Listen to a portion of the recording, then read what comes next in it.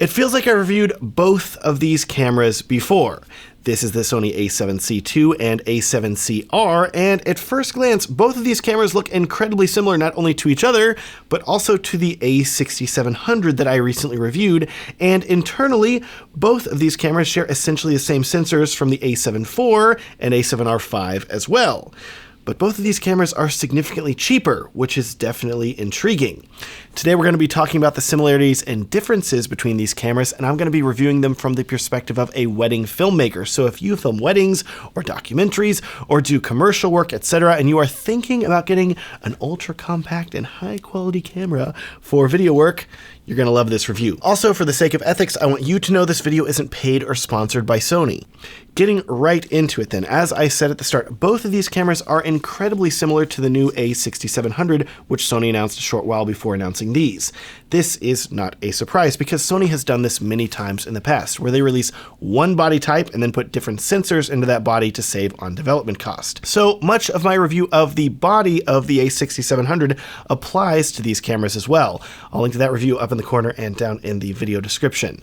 These cameras are roughly the same shape as the a6700. The grip is similar, the controls and buttons are similar, but as a plus, if you have bigger hands, Sony has reintroduced an extension grip for these cameras that will give your pinky a little bit more room to rest on, and this is a great touch. I love this thing. Unfortunately, though, we need to talk about something that I do not love, and that is something that these cameras took from the a6700, and that is the micro HDMI output and single SD card slot. This sucks, I know. And just like I said with the a6700, if you are filming critical one-take events like weddings where you do not get any do-overs, and if you have the extra budget to afford a camera like an a7 IV or a7R5, those are the cameras that I would go with instead of the a7C II or a7CR.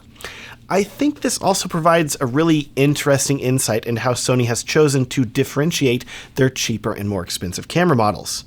In short, if you want to save money, you can buy a camera like an a6700, a7C II, or a7CR, and you will get an incredibly compact camera with a ton of amazing features.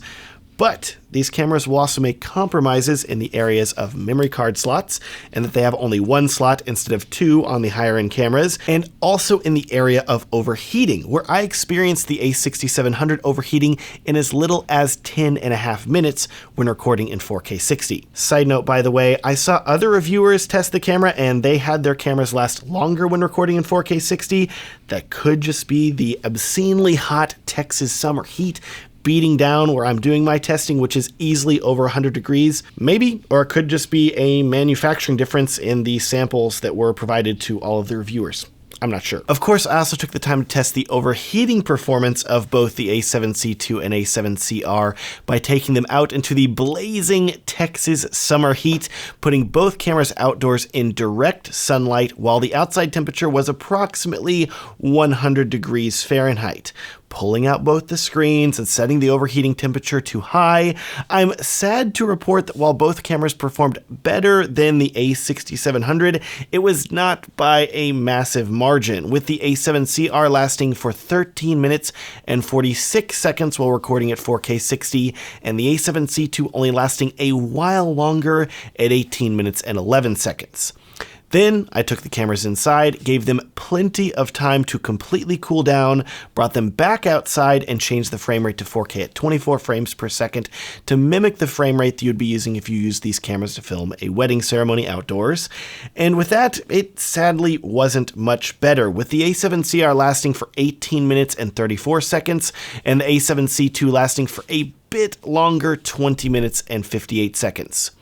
Of course, I ran these tests indoors as well in an air-conditioned 72-degree room, and at 4K 60, the a7CR lasted for 58 minutes and 40 seconds before it overheated, while the a7C II lasted for 1 hour and 18 minutes and 56 seconds before overheating.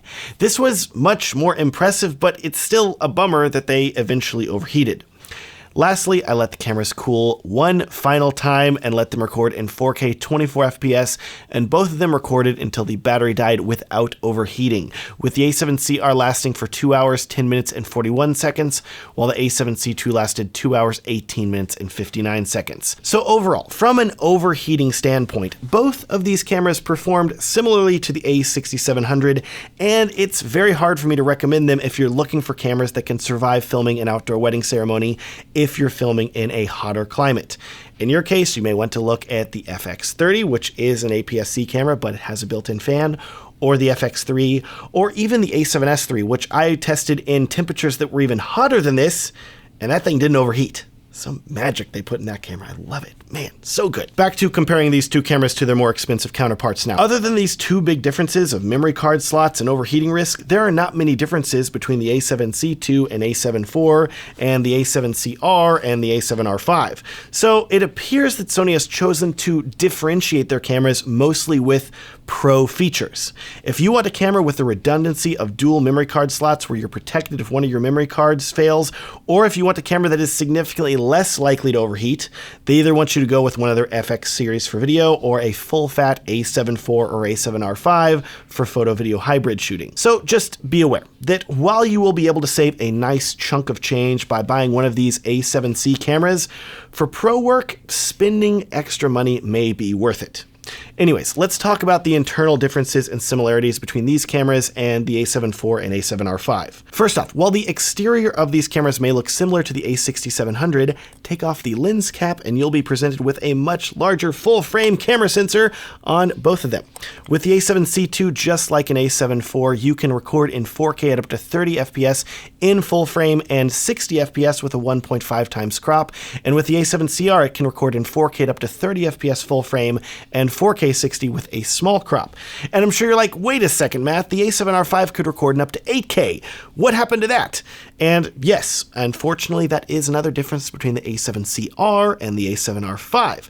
If I was to guess, I'm assuming that Sony's engineers tested recording in 8K with this camera, and with an even smaller body, they ran into more overheating issues, so they opted to avoid releasing 8K in the A7CR. Regardless, I don't think that this is a massive compromise because many filmmakers are not filming in 8K yet, but otherwise we can consider 8K to be a pro feature. So just like the dual memory card slots that Sony chose to limit to the A7R5, 8K is also something you're not going to see in the A7CR. Now that said, other than this resolution change, between both the A7C2 and A7CR, you're getting essentially all of the same video quality and features that you would expect from a new Sony camera. So you get 10-bit video, you get pro picture profiles like S-Log3, you get AI autofocus features. There's a ton here. And in my testing, all this works great, and the video quality is excellent and virtually identical to what you would get from the A7 IV and A7R5. I will say that I also really enjoyed filming time lapses with the A7CR and its massive 60 megapixel sensor. It was, in a word, stellar.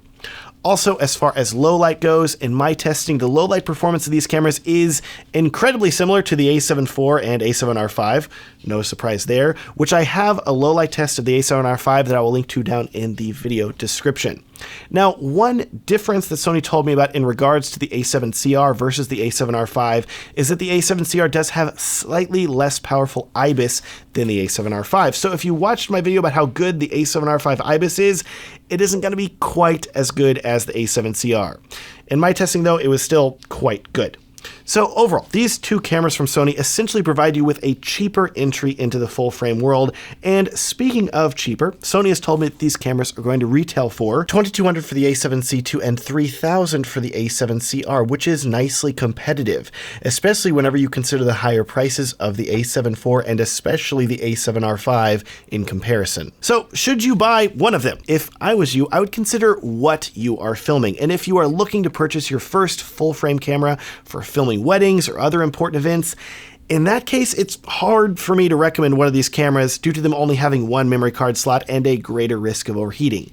But if you are not filming things like that, or if you are a filmmaker that is looking for a B or C camera that you want to use to record weddings or anything else with, and you're willing to take the risk of memory card failure or overheating because one of these is not your primary camera, I think that is the situation where one of these cameras could be a really great purchase.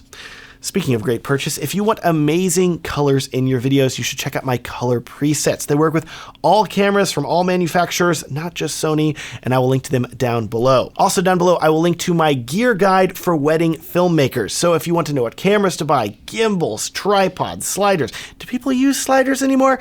There's not gonna be sliders on the list, I'm sorry, but drones, those are on the list. If you want to know what you should buy to film weddings and you're confused about pricing and gear and options, this guide is going to lay it all out for you and is completely free. Check it out, the link down below. Thanks so much for watching. Have a great day.